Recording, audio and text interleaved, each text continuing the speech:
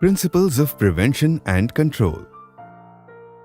We are mindful of the fact that we are addressing the primary care providers who are either practicing as physicians in government health system or in employees' health insurance system or are in private practice. While we are conscious of their limitations in enforcing law on the informal industry setting, our objective is to create an awareness of basic principles of protecting the workers from health hazards of their work and those of prevention of work-related diseases and accidents. As these doctors are also the personal first contact doctors of workers, their families, and often also of the industry owners, they may be able to influence their responsibilities and behavior for safe practices. We hope the physicians will respond positively to our appeal. Management of occupational diseases is challenging due to their long latency periods from time of exposure to symptoms of illness and also in attributing an illness to occupational exposure. Reduction of the burden and incidence of occupational diseases and injuries through effective strategies rests on responsible behavior of the employers and employees for safe and healthy workplaces through information and awareness of workplace hazards and enforcement of regulatory instruments. Responsibilities. 1. Employers and employees. Employers must comply with the requisite OHS Act and regulations and develop safety systems to inform, train, and protect workers from workplace hazards. Workers have a responsibility to protect their own health and safety. It is essential that workers are informed about the hazards and follow instructions, report hazardous conditions, and properly use all safety equipment or devices or clothing and adhere to safe work practices. 2. Physicians. They detect occupational disease by evaluating patients' symptoms, diagnosing their medical conditions, considering whether it is work-related, and giving appropriate treatment and advice about control. 3. Paramedical staff or nurses. Primary health center staff plays an important role in monitoring the trends of occupational disease, planning appropriate interventions, and evaluating prevention programs provided they are made aware of the hazards and control. Prevention of occupational diseases and illnesses. Design and implement preventive measures at all three levels of prevention. 1. Primary prevention aims to reduce the occurrence of disease by eliminating the cause of disease, for example, use of asbestos-free products, benzene-free solvents, or solvent-free paints, that is, powdered paints or water-based paints, to eliminate the risk of carcinogenicity or reducing exposure to safe levels that prevent it from causing damage, for example, reducing noise at its source to levels that do not cause noise-induced deafness. 2. Secondary prevention to identify and treat health problems as early as possible, often before symptoms have developed, in order to take corrective action, for example, regular monitoring of blood lead levels among lead-exposed workers, regular audiograms among workers exposed to high levels of noise in the work environment. 3. Tertiary prevention is to avoid complications of and disability from illnesses. And 4. Injuries or to provide rehabilitative and palliative care. Tertiary prevention aims to minimize the consequences in persons who already have disease and depends on proper and appropriate treatment.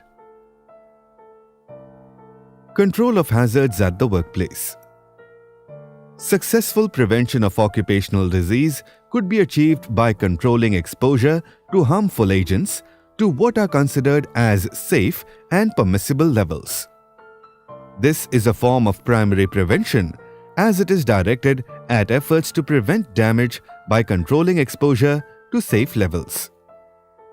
There are several mechanisms for the control of exposure at the workplace. Implementing primary prevention at an organizational level. The following paragraphs describe implementing primary prevention measures with substitution, engineering, and administrative controls like changes in work practices. 1. Substitution of a hazardous process. Substitution of the hazard with a less toxic alternative is a feasible option. Another method could be the substitution of the hazard to a form that reduces risk of exposure. Substitution carries certain risks because substitute materials may not have been adequately tested for adverse health effects and may be hazardous. Therefore, substitution with a seemingly safer substance should be considered only a first step. Installation of engineering controls and devices. Designing and redesigning of the process to minimize exposure are some possible control measures. Often more feasible than substitution, this approach includes a wide range of options to reduce hazards, such as A. Automation or segregation of a work process. B. Use of dampeners or mufflers to reduce vibration or noise. C. Suppressing the substance by processes such as wetting of dusty operations. D. Installing ventilation exhaust systems to remove hazardous dusts. E.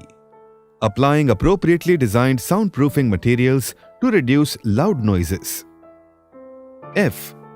Redesign of the workstation or process to reduce unnecessary and repetitive bending or to prevent excessive stretching to the limit of the range of movement of the workers can minimize ergonomic hazards.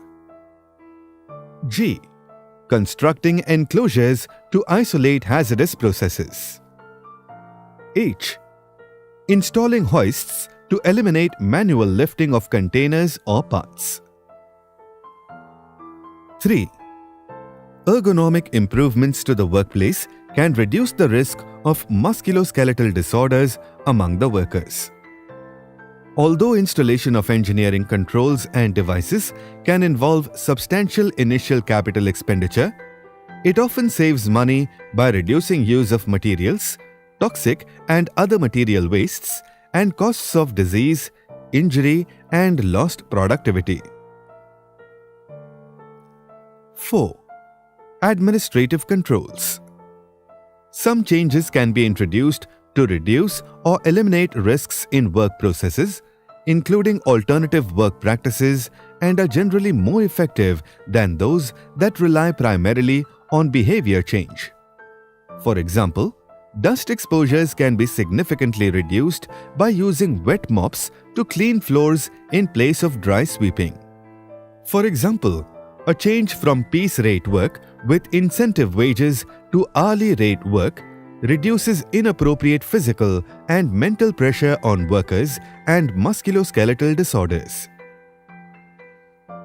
Primary prevention at an individual level potentially reduces the adverse effects of workplace hazards without removing the source of the problem. 1. Education and training.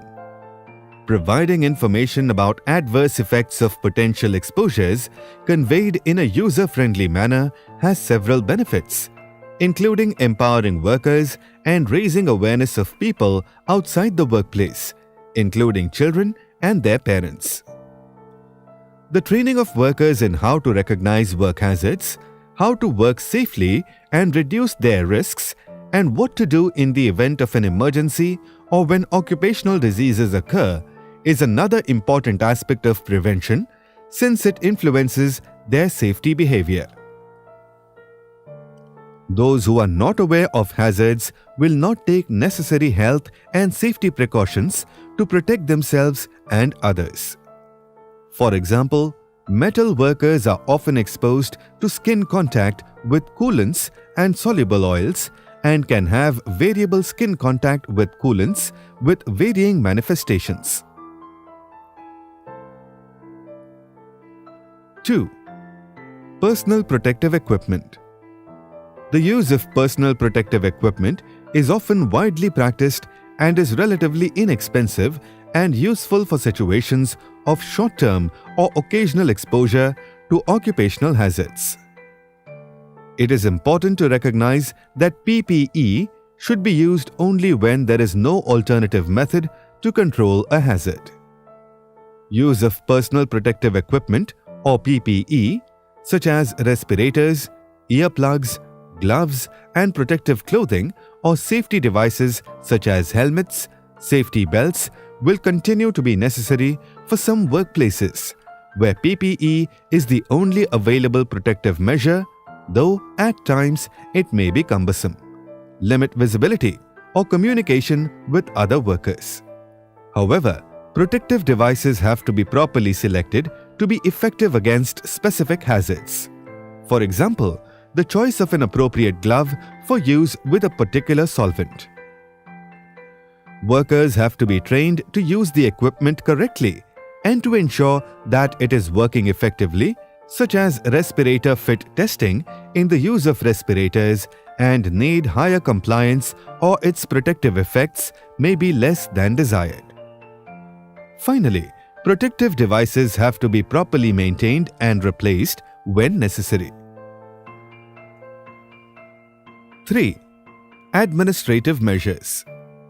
Administrative controls may be a viable alternative and could take the form of job rotation or even temporary job reassignment. For example, set hours for noise restriction at workplace or reduction in occupational exposure by spending limited amounts of time in areas with potential hazardous exposure, though this approach may distribute hazardous exposure to more workers. Engineering approaches, though, may be safer and more effective. Another administrative measure is use of pre-placement examinations to avoid assigning new workers to jobs in which their personal risk factors place them at higher risk. Secondary prevention. 1. Screening and surveillance. Screening and surveillance can identify the need for control measures to prevent further hazardous exposures. Screening seeks to identify disorders in an asymptomatic individual to avoid adverse health outcome, whereas surveillance is designed to obtain and analyze information on disorders that have already occurred. They can play an active role in education by informing people about potentially hazardous exposures and ways of minimizing them, such as by advocating for improved ventilation systems and, if necessary, using respirators or other PPE. 2. Selected hazards and their control measures.